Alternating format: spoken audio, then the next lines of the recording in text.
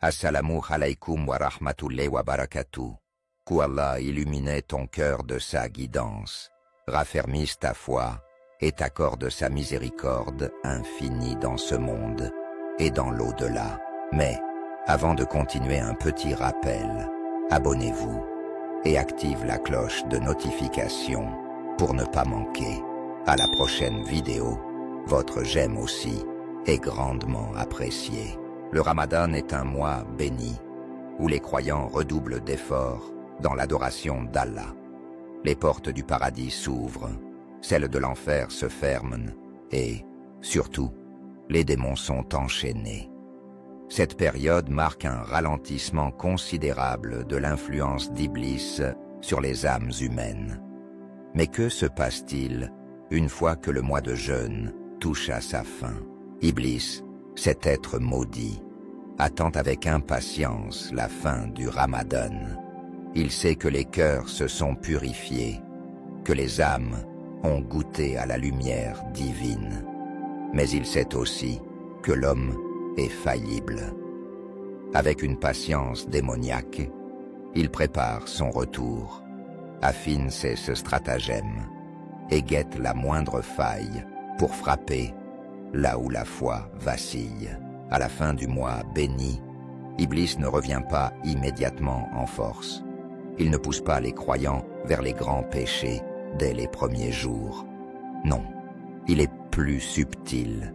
Il sait que ceux qui ont jeûné et prié avec ferveur sont encore protégés par la lumière du Ramadan. Son approche est progressive, méthodique. D'abord, il pousse les croyants à la négligence. Il leur murmure à l'oreille « Tu as beaucoup prié ce mois-ci. Tu mérites un peu de repos. Une nuit sans qiyam ne fera pas de mal. » Puis, il affaiblit leur attachement au Coran. « Tu as lu tous les jours. Tu peux faire une pause. » Ainsi, sans brusquer les âmes, il les détourne doucement du chemin de la rectitude. Ensuite, il insuffle le retour aux mauvaises habitudes. Si quelqu'un s'était éloigné de la musique illicite, des discussions futiles ou des distractions inutiles, il l'encourage à renouer avec elle. Ce n'est pas un péché majeur. Ne sois pas si strict avec toi-même. Ainsi, en quelques jours, ce qui paraissait ancré durant le Ramadan commence à s'effriter. Les résolutions s'estompent, l'enthousiasme diminue et le terrain devient propice pour des attaques plus directes. Iblis sait que l'un des plus grands ennemis de l'homme est l'oubli. Il utilise cette faiblesse avec une grande habileté. Dès que le mois du jeûne s'éloigne, il fait en sorte que les souvenirs du Ramadan deviennent flous. Il occupe l'esprit des croyants avec les préoccupations du quotidien, le travail, les loisirs, les responsabilités. Petit à petit, l'intensité spirituelle vécue s'efface et l'âme ne ressent plus le même besoin de se tourner vers Allah avec ferveur.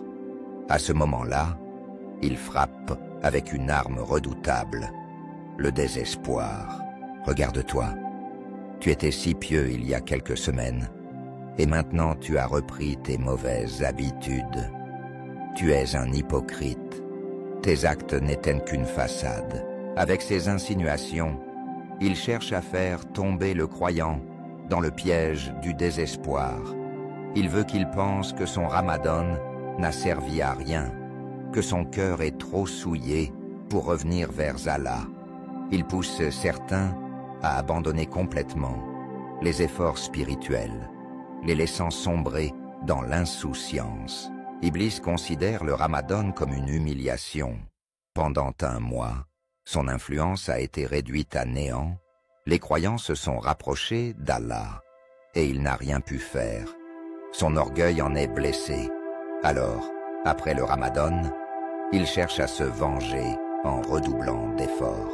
Il ciblait particulièrement ceux qui ont vécu un Ramadan transformateur, ceux qui ont pleuré lors des prières nocturnes, qui ont goûté à la douceur du dhikr, qui ont ressenti un lien profond avec leur Créateur. car il sait que ces âmes-là, si elles restent constantes, deviennent des remparts contre son influence. Ainsi, il attaque par les distractions. Il insuffle l'amour de ce bas monde, la quête du confort matériel, l'obsession pour le travail, les loisirs envahissants. Il pousse les gens à s'entourer de compagnies nuisibles, à délaisser la mosquée, à relativiser l'importance de la foi dans leur vie. La première arme contre Iblis est la conscience. Savoir qu'il prépare son retour après le Ramadan permet de rester sur ses gardes. L'une des meilleures protections est de maintenir un minimum d'efforts spirituels, la constance dans la prière.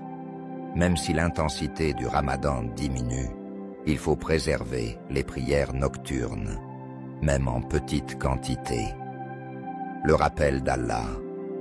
Lire quelques versets du Coran chaque jour, continuer le dhikr et invoquer Allah régulièrement. La compagnie des pieux. Être entouré de personnes qui nous rappellent. Allah permet de ne pas sombrer dans la négligence. La lutte contre le désespoir. Iblis veut que nous pensions que tout est perdu. Mais la miséricorde d'Allah est infinie. Il ne faut jamais cesser de revenir vers lui. Iblis ne dort jamais. Il ne faiblit pas. Son but ultime est de détourner les croyants de la voie d'Allah. Mais celui qui reste vigilant, qui connaît ses ruses et qui s'accroche à sa foi, pourra contrecarrer ses plans. Le Ramadan est une école. Ce mois nous apprend que nous sommes capables de résister, de nous discipliner et de nous rapprocher d'Allah. Après le Ramadan, il faut continuer sur cette lancée et ne pas permettre à Iblis de reprendre ce qu'il a perdu. Car si lui est patient dans sa ruse, soyons plus patients dans notre foi.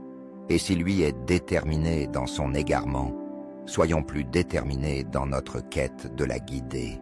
Le combat entre l'homme et Iblis ne s'arrête jamais. Après le Ramadan, ce dernier redouble d'efforts pour nous détourner du droit chemin, exploitant la fatigue spirituelle, l'oubli et la négligence. Il sait que l'adoration intense du mois béni a renforcé notre foi, mais il sait aussi que l'âme humaine est sujette aux faiblesses et aux tentations. Cependant, le croyant averti ne se laisse pas surprendre. Il comprend que le Ramadan n'est pas une fin en soi, mais un tremplin, une école spirituelle qui lui enseigne la discipline, la patience et la persévérance. Le véritable défi commence après ce mois béni. Maintenir les acquis spirituels, garder le lien avec le Coran, préserver la prière nocturne et rester vigilant face aux ruses d'Iblis. Celui qui comprend la nature de cette épreuve sait qu'il n'est jamais seul. Allah est toujours proche de son serviteur, prêt à l'accueillir, à lui pardonner et à lui accorder la force nécessaire pour résister aux tentations. Chaque effort, aussi petit soit-il, est vu et récompensé par Allah. Chaque retour vers lui est une victoire contre Shaitan. Ainsi, ne permettons pas à Iblis de reprendre ce qu'il a perdu durant le Ramadan. Si lui est patient dans sa ruse, soyons encore plus patients dans notre foi. Si lui est déterminé dans son égarement, soyons encore plus déterminés dans notre quête de la guider. Car en fin de compte, c'est celui qui persévère et qui s'accroche à la miséricorde d'Allah qui triomphera, ici-bas et dans l'au-delà.